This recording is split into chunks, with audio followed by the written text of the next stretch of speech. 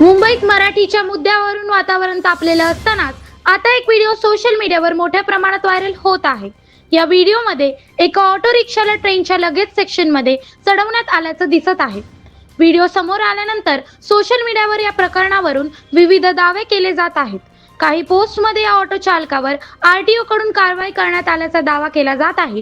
मात्र या व्हिडिओचा सध्या सुरू असलेल्या मराठी भाषेच्या वादाशी थेट संबंध असल्याचे कोणतेही ठोस पुरावे समोर आलेले नाहीत।